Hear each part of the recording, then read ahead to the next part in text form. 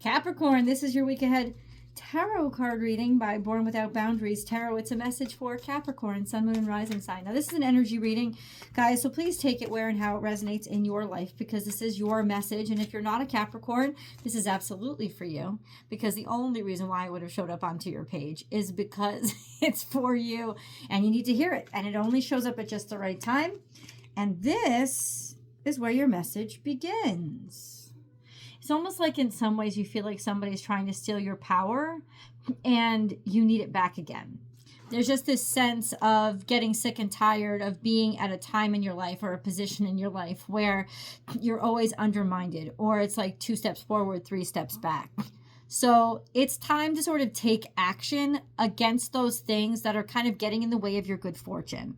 But to take action on something, you have to know what they are. So let's hope for the good news that you're gonna figure it out, or that you're gonna be offered that information this week. We also have kind of irresponsible, childish, ridiculous, and embarrassing energy that's coming up. It's a weakened character and somebody who can't make decisions, and somebody who can't make decisions, weakened character, kind of reactionary as opposed to responsible or in control of themselves. It's probably a person. I don't know. This could just be an energy you're dealing with. And then we have the 8 of Wands in reverse, which means sort of things are taking too slow, going too slow, or chaotic, right? Their flow isn't, the flow is almost scattered because it's not being directed correctly. So there's something here that's really impacting and undermining your ability to be who you want to be and demonstrate your sense of self. The Wheel of Fortune is here, so it's time to sort of wrap up this cycle in your life, or this circumstance in your life. We have 6 of Wands in reverse. Just embarrassed by impulsivity or immaturity and lack of experience or knowing what to do. Not being able to make a decision because it's like no conviction, not having conviction. I don't know what you're dealing with here, guys, but it seems to be sort of a mess, and from a Capricorn perspective would be really, really irritating. So let's get some information on that 7 of Swords. Can you please confirm 7 of Swords, please? It's decisions that were made. There was a decision that was made. It's almost like there was an intentional decision that was made to undermine what you were trying to do. So it feels like something didn't go your way, or didn't go like the way that you wanted it to, like a judgment was made against you, or somebody made a decision or made a choice, and it ended up being that their choices keep undermining you. So their choices may be good for themselves, but they're not good for you, right? And it's almost like you're like, screw this, I'm out of here. That kind of energy. Now, this very much could be at work, 100%. Could it be personal? Of course. Take it where and how it resonates. So we do have, the King of Pentacles. This is you. This is a sense of logical and practical. And maybe it's this, being too logical and being too practical is what's undermining you. Maybe that's the problem.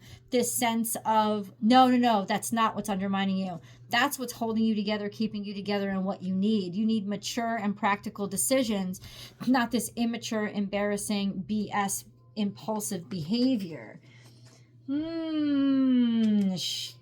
Okay, so I know what you want to do. You want to move forward on your own. You want to take back control of your life, and you want to shine. And honestly, being independent will help you shine. But there was a sense of losing a sense of self, losing a sense of self-esteem. Well, guess what?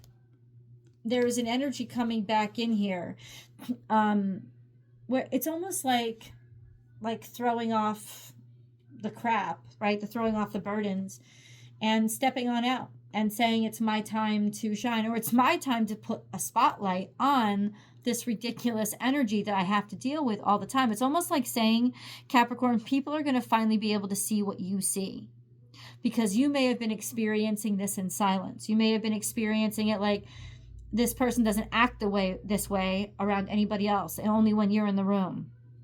Well, what the cards are saying is, because from the beginning of this reading, I have been feeling that it is a specific person. Clearly they have a lot of impact over your life. So it's either a spouse or a boss or a family member. It's somebody that has personal access to you, and how they are, like, it affects you every day. So then it's like this is coming to light. People are going to see it, and they're also you're going to shine up, because they're going to see what you deal with every day. They're going to finally see that, that you've been doing a great job. It's just that they don't, like, people don't see that yet. They don't see that yet, but that's what's coming out, and that's really good, because I think it will help you move forward. I hope. Let's get a moon card. The moon is good at revealing what's been hidden. We have, don't let your past hold you back. That's the South Node. South Node is, hold on. This is really interesting energy. Don't let your past hold you back. Listen, in other words, it's time to move on. It's time to move forward. And it could also be a hint as to why you have tolerated this energy so long, in that you're afraid of moving backwards. Maybe you're afraid of returning to, let me give you an example. Say this job is really high paying, but you're working with a straight up narcissistic piece of shit boss. And you're, because this job is so high paying, it changed your life. Like, maybe a year ago you were struggling just to even pay mortgage, or maybe you lost your house and you were living with family, and it's like this job changed everything about the way you get to live, but you're also killing yourself every day because you have to live in this toxicity. It's saying, don't let your past hold you back. Don't let the fear of bouncing on shit and going back to broke hold you back from moving forward in a direction you need to go, which is on your own. Away. You have to stick up for yourself. You have to fight for yourself. It's not the same as it was a year ago, 2 years ago. I mean, Pluto isn't in your freaking sign anymore. It's like, it's not the same as it was. You're not going to have the same outcome. And nobody's saying, say this is your boss, that you have to leave right away. And you have to just, like, in a dramatic flourish, you have to quit and throw everything at, like, tell them to fuck off as you leave. Nobody's saying that. It's saying, get back online and start job hunting. Like, this is the time to do it. This is the time that it needs to get done. Right? That's all it is. And don't let worries of this impact you, knowing you deserve better and knowing you need to move in a different direction. That's what it's saying. Right? Also, South Node is very active right now. We have a new moon that's coming. We have a new moon that's coming. It's coming on the 23rd, and then I think it's on the 7th or 8th when we have a full moon, and that's a total lunar eclipse. And then we have a partial solar eclipse later on the 21st or 22nd. So this is a really interesting season that we're coming. The South Node is getting a lot of attention and affection, and so is the North Node. That's why there are eclipses. And so this is a sense of, this is a season that's closing things out anyway. Trust me, I went through eclipse season where my ascendant is and where my Pluto is. That's Libra last year. Eclipse season can honestly change everything. That kind of intensity can, if it's really impacting you. Now, this would be trine to your natal sun. I don't know what other placements you may have in Virgo, but certainly Virgo isn't a natural trine. The new moon that's coming up is in the first decan of Virgo, which means that only if you're in the first or beginning of the second decan of Capricorn will it be trine to your natal sun. It could even be, it won't be trine. It will, yeah. So listen, I think mostly this is reflecting upon your South Node and the sense of, don't let where you came from, don't think you're going back there just because you got to get the fuck out of where you are, because that's not what's going to happen. Work through your fears. There's a new moon coming up. Work through your fears. Nothing will come of this situation. It won't hurt you. It won't impact you. It won't do what you think it's going to do. right? It's not going to break you down. It's not going to hurt you in the way that you think it's going to. And then we have faith in your dreams, waxing crescent. This is about a new beginning, a new start.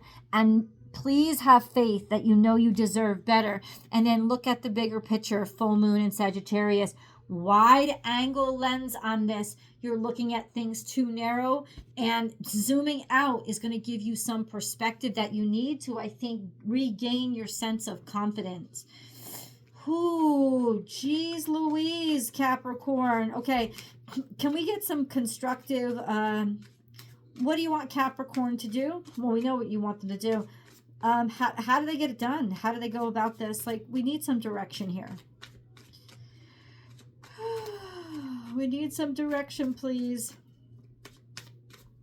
for Capricorn.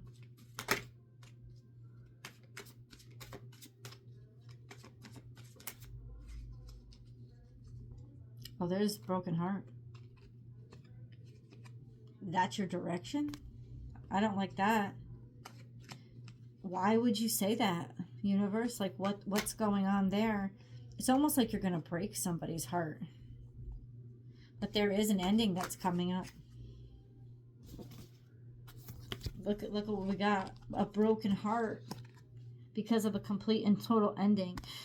And it doesn't mean that there's actual physical death, but it's like the end of something. And it's going, that's really what you're trying to avoid, because on some level, you know what you have to do. You've been intentionally looking in the opposite direction so that you don't have to do it, because on some level, it will break your heart, and you know it'll break somebody else's.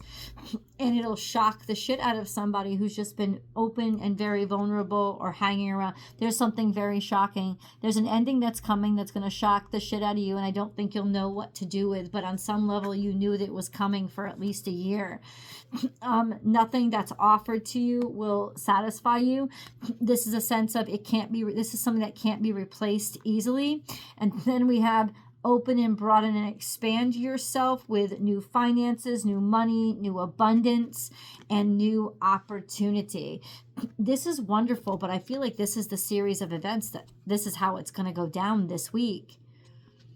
There's a new offer that's being made to you. I think even though you were still looking back or looking in disappointment at something, now it's like, I don't know, something's grown, it's expanded, it's gotten valuable. This could be a house, sure. This could be money that you have, money that you've invested, something that has grown, right? That was a little seed and it's grown. Okay, I don't know why that's important. Maybe that's going to help you. Maybe you have some seed money for something. That's how you get out of it.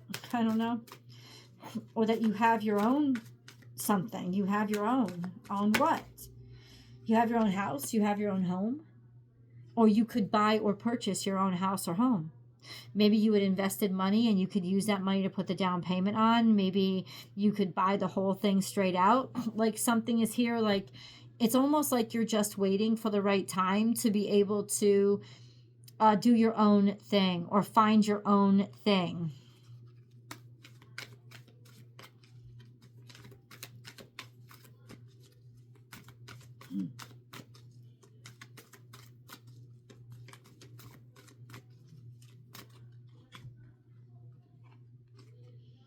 All that glitters. All that glitters. It's like something's going on that on the outside seems like it's all perfect, but it's not. And you know this.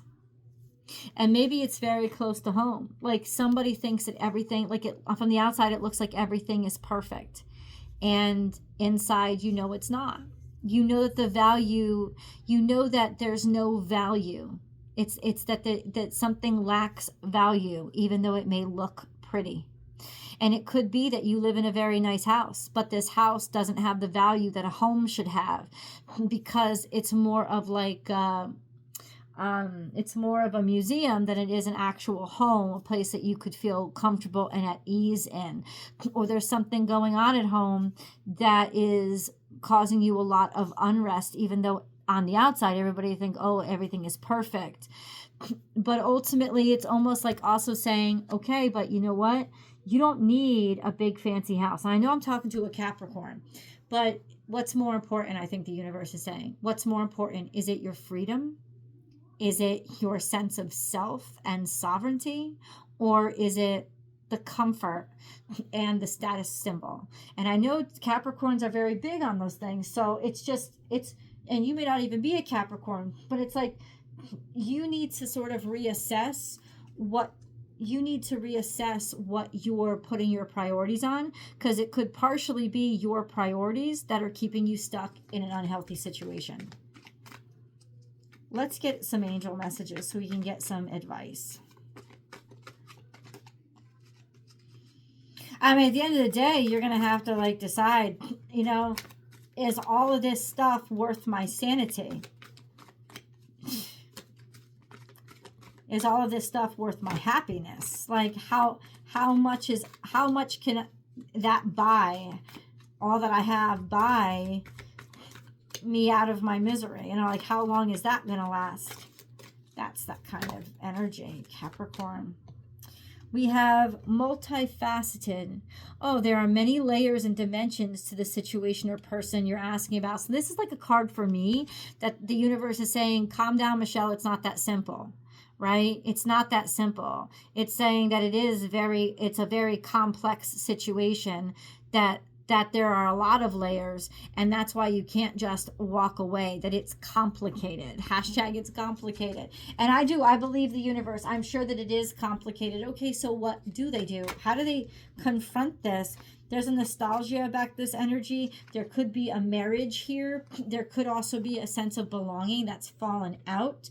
It's almost like you're fighting very hard for the memory that you have or the dream that you had of somebody, even though it doesn't fully and completely live up to everything that you wanted it to be. It's almost like you don't fit in the way that you had wanted or hoped to fit in. And now it's almost like you keep having to fight one battle after another to help you maintain this nostalgic kind of hopefulness, right? You could also be sticking up for, defending, or fighting for children in some capacity, in one capacity or another, especially if there's a divorce or something.